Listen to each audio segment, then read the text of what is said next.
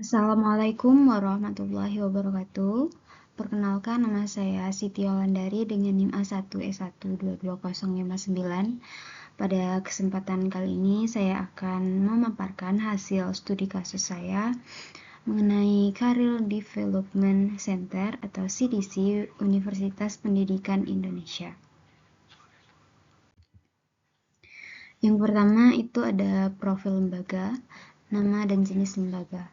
Lembaga yang menjadi objek studi kasus benchmarking ini adalah Career Development Center atau CDC Universitas Pendidikan Indonesia yang secara kelembagaan berada di bawah sistem layanan kemahasiswaan UPI.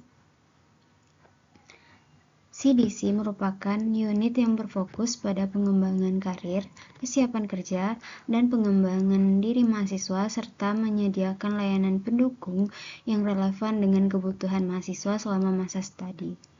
Dalam bimbingan dan konseling, CDC UPI berperan sebagai fasilitator layanan konseling dan pendampingan mahasiswa, khususnya yang berkaitan dengan pengembangan diri, kesiapan karir, dan penanganan permasalahan yang berdampak pada keberlangsungan studi mahasiswa. Sasaran layanan. Sasaran utama layanan konseling CDC UPI ialah seluruh mahasiswa aktif Universitas Pendidikan Indonesia, baik jenjang sarjana maupun pasca sarjana dari berbagai fakultas dan program studi. Layanan ini ditunjukkan untuk membantu mahasiswa dalam mengembangkan potensi diri, menghadapi tantangan akademik, dan transisi menuju dunia kerja, mengatasi hambatan personal. Selanjutnya ada jenis layanan BK. Berdasarkan informasi yang tersedia pada laman resmi CDC UPI, layanan yang disediakan itu ada 4. Yang pertama ada layanan pendampingan dan konseling mahasiswa, yang kedua layanan pengembangan karir dan kesiapan kerja, yang ketiga kegiatan pengembangan diri dan soft skill, dan yang keempat ada penyediaan informasi dan edukasi karir.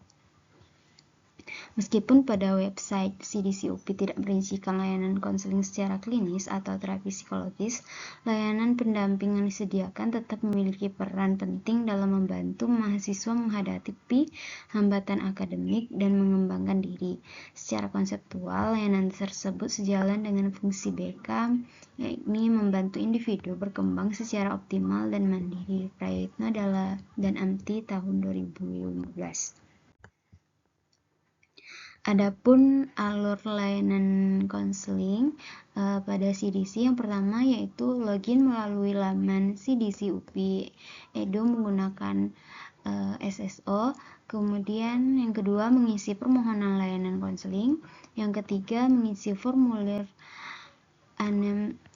anamnesa yang disediakan dalam laman konseling, yang keempat datang sesuai jadwal yang akan ditentukan oleh administrator, dan yang kelima memberikan feedback atau umpan balik layanan konseling yang telah diberikan. Adapun jenis layanan preventif, kuratif, dan pengembangan. Yang pertama ada preventif. Layanan preventif diwujudkan melalui kegiatan sosialisasi, penyediaan informasi karir, serta pengembangan soft skill. Preventif berguna untuk mencegah munculnya masalah yang dapat menghambat perkembangan akademik dan karir mahasiswa. Yang kedua ada kuratif, yaitu layanan berupa pendampingan dan konseling bagi mahasiswa yang mengalami hambatan dalam pengembangan diri atau kesiapan karir, guna membantu mahasiswa mengatasi permasalahan yang telah muncul agar tidak berdampak lebih luas terhadap keberhasilan studi. Dan yang ketiga ada layanan pengembangan, yakni difokuskan pada optimalisasi potensi mahasiswa melalui program pengembangan diri dan perencanaan karir, guna membantu mahasiswa mengenali kekuatan dan minatnya secara lebih mendalam.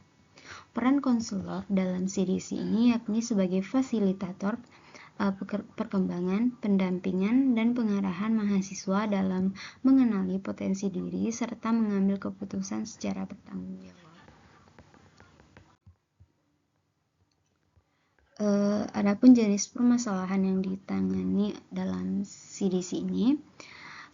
Permasalahan yang menjadi fokus CDC ini umumnya berkaitan dengan aspek perkembangan dan kesiapan mahasiswa, antara lain yang pertama ada kebingungan dalam perencanaan karir, kurangnya kesiapan menghadapi dunia kerja, hambatan pengembangan soft skill, tekanan akademik yang berdampak pada kepercayaan diri mahasiswa.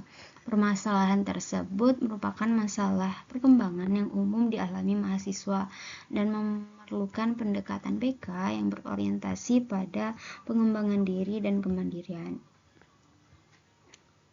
Adapun pendekatan konseling yang digunakan yakni pendekatan menggunakan konseling karir serta pendekatan humanistik yang menekankan potensi kesadaran diri dan kemandirian individu.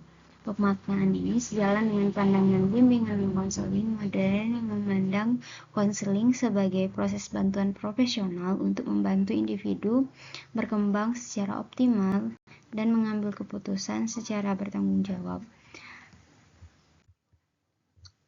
Materi selanjutnya, perbandingan praktik layanan CDC UPI dengan teori bimbingan dan konseling. Jika ditinjau dari teori bimbingan dan konseling yang dipelajari pada masa perkuliahan, khususnya bimbingan dan konseling komprehensif serta BK 17+, layanan yang diselenggarakan oleh CDC ini menunjukkan adanya kesesuaian pada beberapa aspek utama, meskipun tidak seluruh komponen ditampilkan secara eksplisit dalam laman resmi CDC. Dalam rangka BK komprehensif, layanan BK idealnya mencakup 4 komponen utama, yaitu layanan dasar, layanan perencanaan individual, dukungan sistem, serta layanan responsif. Layanan ini berfungsi sebagai upaya preventif peningkatan soft skill. Layanan ini juga layanan responsif dalam konteks CDC UPI tampak melalui adanya layanan pendampingan dan konseling bagi mahasiswa yang mengalami hambatan dalam pengembangan diri maupun kesiapan karir. Meskipun CDC UPI tidak secara rinci mempublikasikan teknis konseling individual atau perbedaan pendekatan klinis, keberadaan layanan pendampingan ini menunjukkan bahwa CDC berfungsi sebagai unit yang merespon kebutuhan mahasiswa secara situasional.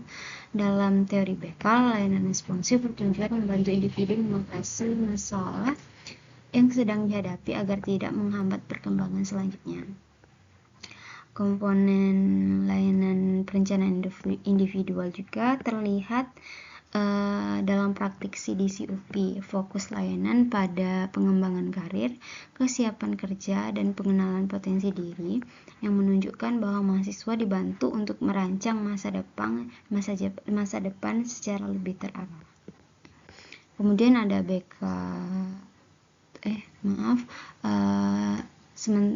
selanjutnya itu ada dukungan sistem yang tercermin dari posisi CDC sebagai unit resmi universitas yang terintegrasi dengan layanan kemahasiswaan UPI.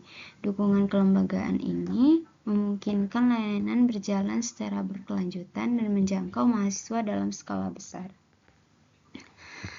Kemudian BK 17+, jika dibandingkan dengan konsep BK 17+, praktik CDC UPI juga menunjukkan kesesuaian pada beberapa layanan seperti layanan informasi, layanan pengembangan, serta kegiatan pendukung. Meskipun tidak seluruh layanan BK 17+ ditampilkan secara eksplisit, substansi layanan yang ada menunjukkan implementasi fungsi-fungsi dasar BK yang disesuaikan dengan konteks perguruan tinggi. Adapun kesesuaian dan perbedaan antara praktik dan teori bimbingan dan konseling. Berdasarkan analisis perbandingan tersebut, dapat disimpulkan bahwa terdapat tingkat kesesuaian yang cukup tinggi antara praktik layanan CDC UPI dengan teori bimbingan dan konseling. Kesesuaian yang paling menonjol terlihat pada orientasi layanan yang berfokus pada fokus pada pengembangan mahasiswa, kemandirian, serta pengambilan keputusan karir secara bertanggung jawab. Prinsip ini sangat sejalan dengan tujuan utama BK, yaitu membantu individu berkembang secara optimal sesuai potensi yang dimiliki. Selanjutnya ada praktik layanan CDC UPI juga mencerminkan penerapan asas-asas BK seperti asas kebermaknaan layanan, asas kemandirian, dan asas keberlanjutan. Namun, terdapat juga perbedaan. CDC UPI lebih menekankan fungsi pengembangan dibandingkan layanan konseling klinisi. Kemudian teori BK seringkali disusun secara ideal, sementara praktik di perguruan tinggi harus menyesuaikan dengan jumlah mahasiswa, kebijakan institusi, serta kebutuhan zaman. Adapun kelebihan dan keterbatasannya, yang pertama, kelebihan orientasi pengembangan mahasiswa yang kuat dan relevan dengan kebutuhan masa depan, integrasi layanan dalam sistem kelembagaan universitas, pemanfaatan informasi dan pendekatan layanan yang bersifat preventif. Kemudian ada keterbatasannya, yaitu keterbatasan informasi publik terkait detail layanan konseling. Selanjutnya, jangkauan seluruh mahasiswa yang tidak terjangkau secara optimal. Dan yang terakhir, memastikan keberlanjutan dampak layanan. Itu saja penjelasan dari saya. Saya tutup dengan wabillahi taufiq wal hidayah. Wassalamualaikum warahmatullahi wabarakatuh.